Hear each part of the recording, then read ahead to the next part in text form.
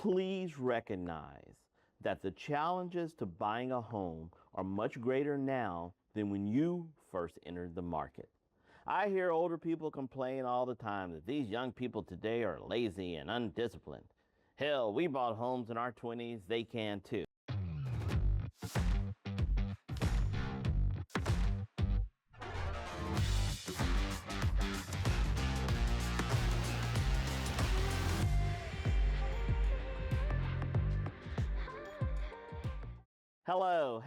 Hello again. Welcome to The Ruthless Truth. I am your host, Truth Davis. In this forum, I share opinions, thoughts, truths on a wide variety of topics based on what I believe to be a unique life experience.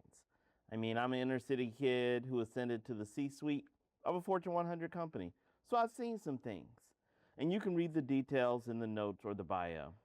My intent is to share stories and experiences and hopefully provide some guidance to you on your career and life journey. Please follow me on Instagram at TruthDavis5, subscribe to the YouTube channel Ruthless Truth, and there's also a Facebook page, Ruthless Truth. General format, I'll share some commentary on thoughts on current news items. Then I'll have a deeper discussion on one topic, which will be today's truth. And then I like to finish with an American history fun fact. Okay, so last week, I mentioned that the World Cup had kicked off in North America with games being held in Mexico, Canada, and in 11 cities in the United States. And I gotta tell you, I'm feeling a sense of national pride as I see all these social media posts from visiting fans. They are loving their time in America. They're especially loving the food if they are discovering Waffle House, Chick-fil-A, Philly cheesesteaks, and Texas barbecue, and more. And they've lost their minds over ranch dressing to the point that the TSA has had to issue a warning about them packing too much ranch dressing in their bags. And so Kraft is now going to come out with a travel-sized ranch dressing package just for World Cup fans. These international visitors are also thrilled by how they have been welcomed by Americans and that the hospitality has been phenomenal. It's also interesting to see them realize how large the United States is and the vast geographical diversity. We have mountains, oceans, deserts, rivers, cool spots, hot spots, anything you would want. And what I most appreciate is how so many of them have said the media in their home countries doesn't present these positive aspects of America. All they see are images of violence, racial issues, and political unrest. They are pleasantly surprised to learn this is a wonderful place. And I'd like to take this opportunity to remind all of you that the United States is indeed a wonderful place. Sure, we have major issues and disagreements, as do all Western countries. But I've traveled all over this country. Hell, I've been a resident of 8 different states, having lived in the Northeast, the Southeast, the Midwest, the South Central, the Southwest, and the West Coast. And for the most part, Americans are friendly people, and everyone is just trying to do the best they can. In episode 14 of The Ruthless Truth, I talked about the, quote, divided states of America. And I made the point that we Americans have far more in common than not. But there are certain groups, such as politicians and the media, who not only want to keep us divided, but they also benefit from the division. Hate-filled rhetoric drives media attention, while having an enemy or target for hate deepens political divisions that are the foundations of political re-election campaigns. They want you to think that it is red versus blue and force you to pick a side. They don't want you to be aware of the reality. And what is the reality? Well, recent polls indicate that 47% of Americans identify as political independents, marking the highest level of partisan independence seen in over a decade. By comparison, self-identified Democrats and Republicans make up about 27% each. Now, one notable national figure has recently joined the ranks of the independents, Tucker Carlson, who has been an avid supporter of the Republican Party for over 35 years. This week he announced, and I quote, "I'm out. And if I'm out, then I think a lot of other people are out." He then added, "There's no chance I would support the Republican Party." He said the GOP has betrayed voters by prioritizing Israel's national security over America's. But Tucker Carlson aside, this surge in independent voters is driven a lot by younger Americans, with well over 50% of millennials and Gen Z not choosing a party affiliation. They just don't believe the major parties represent them or share their priorities. Specifically, these younger voters emphasize issues like housing affordability, climate change, civil rights, and student debt. We'll talk more about housing in a couple of minutes, but how often do you hear the major parties address these issues? Well, in response, we are seeing a small but clearly growing surge of Democratic socialists achieving success in local elections. Specifically, Zoran Madami easily won the mayor's election in New York City, and just recently, Janice Lewis George won the Democratic primary to be the next mayor of Washington, D.C. Both are proud, self-identified Democratic socialists. Key pillars of their platform include universal single-payer health care, housing programs, free public transit, expansive labor rights, and higher taxes, especially on the wealthy. Now, I personally am a capitalist purist. So do I see this socialist surge significantly impacting national politics? I really don't. I mean, to date, the impact has been limited to large liberal cities. That said, I know not to underestimate the power of an idea or a movement. And if the country continues to marginalize millennials and Gen Z, they could soon prove to be a factor that cannot be ignored. Okay, let's shift to entertainment. Over the weekend, Toy Story 5 surged to the highest opening ever for the franchise, bringing in $160 million in the United States. This continues the trend in 2026 of resurgence for the movie industry. Total domestic box office so far this year is an estimated $4.46 billion, the highest since 2019. And it's not just higher prices, as ticket prices are only up 3%. No, more people are actually going to the movie theater. And there are still big releases to come, such as the much anticipated Spider-Man Brand New Day. I know I'll be there opening weekend. And this weekend, we will see the release of Supergirl. And although reviews are mostly favorable, the film is not expected to do great numbers. Some analysts say it's because the box office is crowded this summer, while others note that Supergirl is not even very popular as a comic book. But I think there's another factor that people are afraid to mention. I believe Supergirl will not fare well for the same reason that Kamala Harris is not president. Historically, U.S. men have not been great fans of women in power or as female leads in action motion pictures. Of course, this does not apply to all men, but it is the sentiment of a significant number of men. We'll see. Okay, let's get to today's truth. Today's truth. Recent reports indicate that 1 out of 3 adults under the age of 35 are living at home with their parents. Now, there have always been a substantial number of adults aged 18 to 25 living at home. But what is different now is the large number of 25 to 35-year-olds living at home. And before you start labeling them as deadbeats, 70% of these young adults are employed. So in today's truth, I want to first outline the current state of the U.S. housing market and the challenges it presents, then provide some perspective and guidance to help prospective first-time home buyers on their journey. Okay, while there are many factors behind more adults living at home, the number one reason by far is housing cost. The typical home listed for sale nationally now carries a price tag of approximately $430,000. That's up 34% since just 2019. And while rent has not increased as significantly as housing, the average rent is now $1,673, and that's up 18% from 2019. And why are housing costs rising so rapidly?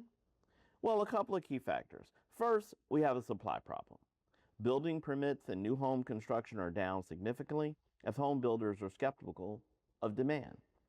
Additionally, tariffs and immigration enforcement have increased the cost of materials and labor, adversely impacting profit margins. Another factor is income. Housing prices have drastically outpaced income growth over the past 4 decades, creating a massive affordability gap. Nationwide, median single-family home prices are approximately 5 to 6 times the median household income. And that's a sharp increase from the 3.2 to 3.5 ratio that was the standard in the 80s and the 90s. The final factor is mortgage rates. After dropping below 3% during COVID, mortgage rates climbed above 6% in 22 and have largely held about that level since. That makes a huge difference in a buyer's purchasing power. These factors not only affect the group of prospective powers, but are also our broader society. From 1980 to 2021, that's 4 decades, the average first-time home buyer was consistently about 30 years old. Now, some surveys place that average age at close to 40. This later age not only impacts lifestyle and family planning, but it also affects wealth accumulation, as today's buyers are 10 years behind in building home equity. Households that purchase a home by age 30 boast a 22.5% higher net worth by age 50. Additionally, early buyers accumulate an additional $119,000 in wealth compared to those who delay their first purchase to their 40s. You know, in episode 20 of The Ruthless Truth, I argue that home ownership is overrated and that you should not consider your home as an investment. Now, man, did I catch hell for that take, and I still have people and friends upset with me for taking that position. But given the state of housing, many young people will be forced down different paths to build wealth. Those who aggressively invest the money they would have spent on a down payment and mortgage, if they put that into the stock market during their 20s and 30s, they can still build significant financial security. As evidence, Gen Z is investing earlier than any previous generation, beginning their wealth building journey at an average age of 19. In contrast, millennials started at 25, baby boomers at 35. And because compound growth relies so heavily on time and market, experts note that this early action mindset gives Gen Z a massive advantage in building long-term wealth. So given all this, what can young prospective homeowners do? Is there any hope? Well, fortunately, not all hope is lost. Here are a few helpful options and programs. Down payment assistance programs. You don't need a 20% down payment to purchase a home. There are several government programs that offer entry points with little to no money down. These include Conventional 97, which is backed by Fannie Mae and Freddie Mac, and it allows a 3% down payment for first-time buyers with decent credit scores. Another one is FHA loans. These are insured by the Federal Housing Authority, and they require as little as 3.5% down payment, and then they offer flexibility for some of the people with lower credit scores. There are also targeted programs for veterans and rural communities. You just need to do your research to find a program that may work for you. And given my relentless bashing of the Do-Nothing Congress, I would be remiss not to mention there is encouraging news on the legislative front.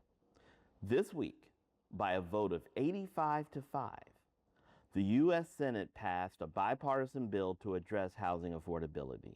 The bill, known as the 21st Century Road to Housing Act, aims to increase housing supply, bring down cost, including by limiting institutional investors from purchasing certain single family homes. The bill now moves to the House, where it's expected to pass easily, and then to the president, who is eager to sign it. So I have to say, wow, they actually did some work. Okay, one additional point about down payments.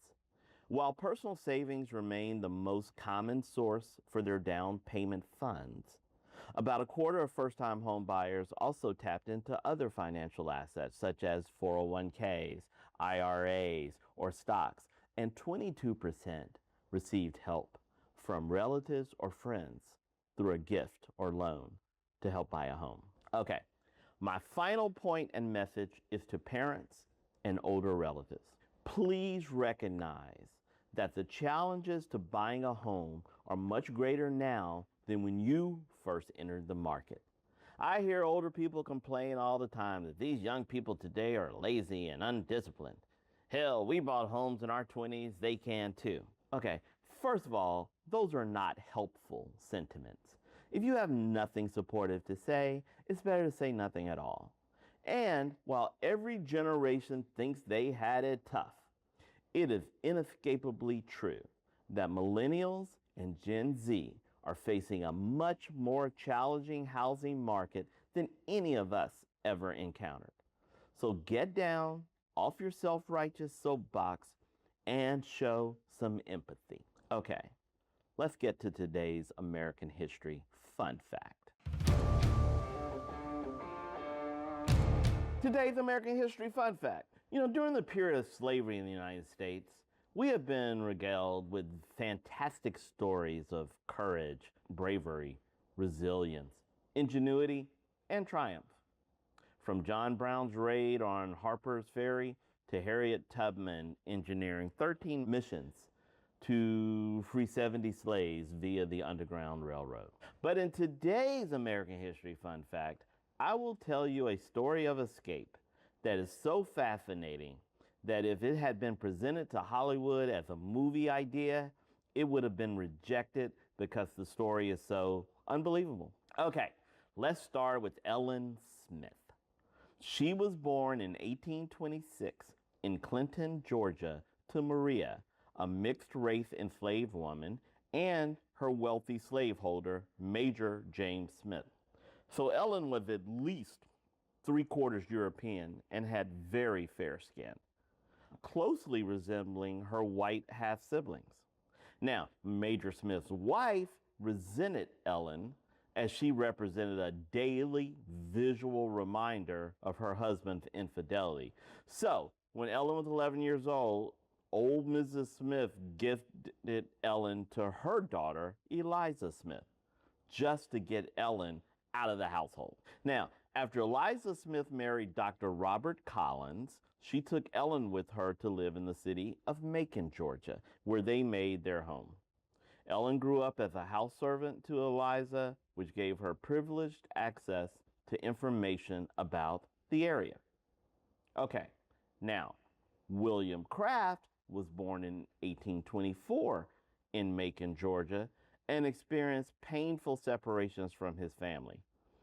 After selling Craft's parents, his enslaver sold 3 more of William's siblings. And due to his enslaver's financial issues, the bank took ownership of William when he was only 16 years old, and his sister, who was 14, and sent them to auction. William's new enslaver apprenticed him as a carpenter and allowed him to work for fees, although he did take the majority of William's earnings. The craftsmanship skills he developed would help him later in life. Now, at age 20, Ellen Smith married 18-year-old William Craft, in whom her enslaver Collins held a half interest. Craft had saved money from being hired out in town as a carpenter. Now, not wanting to have a family in slavery, during the Christmas season of 1848, the couple planned an escape. William had devised a plan he believed could work. He told Ellen that if she disguised herself as an ill, young, white planter, and he, William, played the role of the planter's enslaved man, they could escape to freedom. Now, initially, Ellen doubted this scheme, thinking she would not be able to successfully disguise herself for the extent of their escape. Yet, William Craft later wrote, quote, "The more she contemplated her helpless condition, the more anxious she was to escape from it." So, Ellen, dressed as a man, since at that time it was not customary for a white woman to travel alone with an enslaved man. Ellen dyed her hair and bought appropriate clothes to pass as a young man, traveling in a jacket and trousers. William used his earnings as a cabinet maker to buy clothes for Ellen so that she would appear as a free white man. William also cut her hair to add to her manly appearance. She also wore her right arm in a sling to hide the fact that she could not write. They traveled to nearby Macon for a train to Savannah, and although the Crafts had several close calls, they successfully avoided detection. So on December 21st, they boarded a steamship for Philadelphia in the free state of Pennsylvania, where they arrived early on the morning of Christmas Day, 1948. William and Ellen Craft joined the black community in Boston's Beacon Hill, staying at Lewis and Harry Hayden's house. For the next 2 years, William worked as a cabinet maker, opening his own shop. And his wife also participated in anti-slavery meetings, sharing their experiences and their story of their escape. Ellen even posed in her escape clothes for a photograph, and then abolitionists widely distributed as a part of their campaign against slavery. However, the passage of the 1850 Fugitive Slave Law threatened William and Ellen's safety. In November that year, 2 slave catchers successfully acquired a warrant to take the Crafts back into slavery in Georgia. So, realizing their freedom still remained at risk, the Crafts decided to leave for England. And before their departure, a pastor friend remarried them, quote, according to the laws of a free state. In England, William and Ellen Craft started their family while also continuing to advocate against slavery. They spoke at various events, including at the Great Exhibition in London, and also wrote about their escape in 1,000 Miles for Freedom, or the escape of William and Ellen Craft from slavery. They lived in London for 19 years and had 5 children together. After the end of the American Civil War, the Crafts returned to Georgia. In 1873, they established the Woodville Cooperative Farm School to help newly emancipated men and women. And although initially successful, the Crafts had to shut down the school in the 1880s due to economic issues. William Craft and his wife Ellen lived the remaining years of their lives in Charleston, South Carolina with their daughter's family. Ellen Craft died in 1891 and her widower William on January 29, 1900. I'm sorry, I find this story fascinating. And their legacy, their escape is known as the most ingenious plot in fugitive slave history. Their book, Running 1,000 Miles from Freedom, is one of the most compelling pre-Civil War slave narratives and was widely distributed in the U.S. and the United Kingdom. And finally, the Crafts' residence in Hammersmith, London, is commemorated by a blue plaque on the wall of Craft Court, the office of the Shepherd's Bush Housing Association. Okay. That's all I have for you today on The Ruthless Truth. Thank you so much for listening. Again, follow me on Instagram at TruthDavis5. Subscribe to the YouTube channel, Ruthless Truth. And there's also a Facebook page, Ruthless Truth. And I encourage all of you to review past episodes. They cover a wide range of topics. I'm sure you can find something of interest. Thanks again, and I will talk to all of you soon.